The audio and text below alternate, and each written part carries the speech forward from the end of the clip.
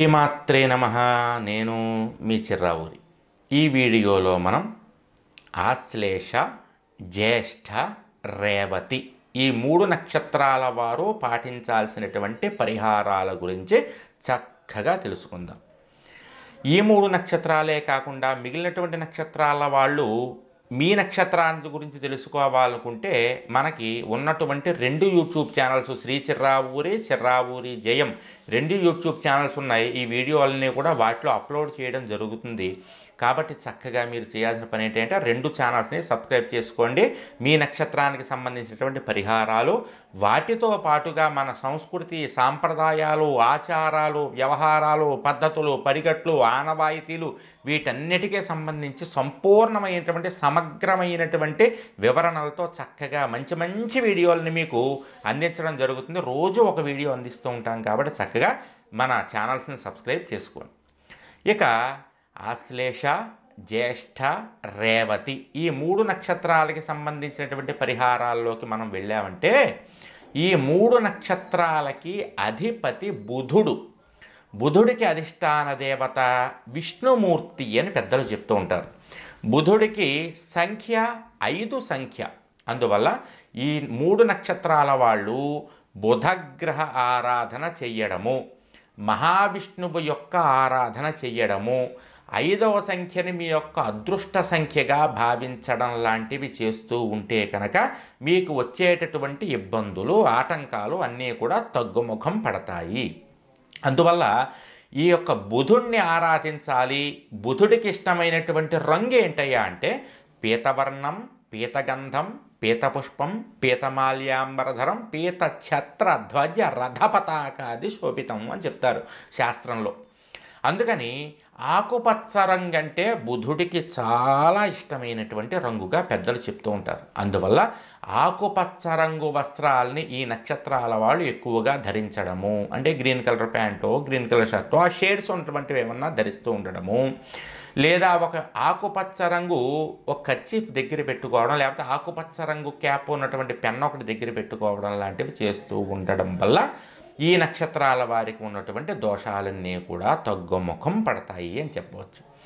అయితే బుధుడికి సంబంధించి బుధుడి యొక్క నవగ్రహాల్లో ఉన్నటువంటి బుధుడిని కనుక మనం ప్రదక్షిణ చేస్తే, చక్కగా బుధగ్రహానికి సంబంధించినటువంటి ప్రదక్షిణలు మనం చేస్తూ ఉన్నామంటే కనుక బుధుడి యొక్క సంఖ్య 17.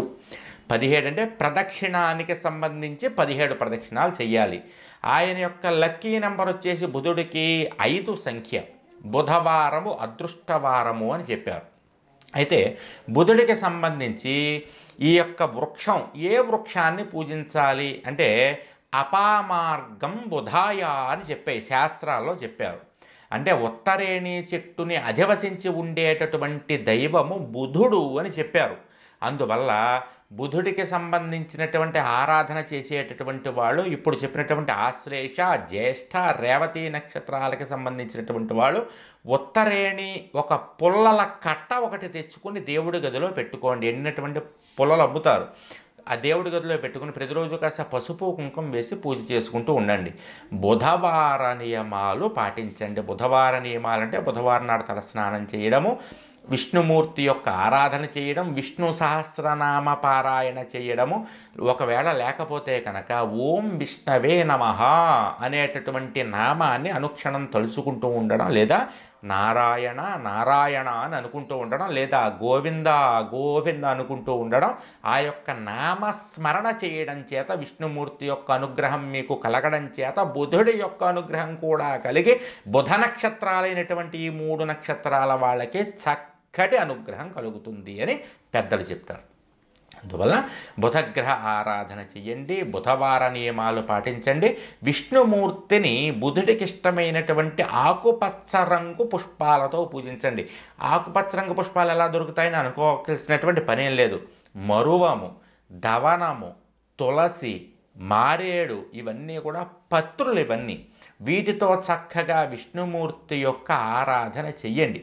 అలా చేస్తూ ఉంటే కనుక బుధుడు ఆర్థికాధిపతి, ఆర్థికంగా ఉన్నతమైనటువంటి స్థానాన్ని మీకు కలిగిస్తాడు.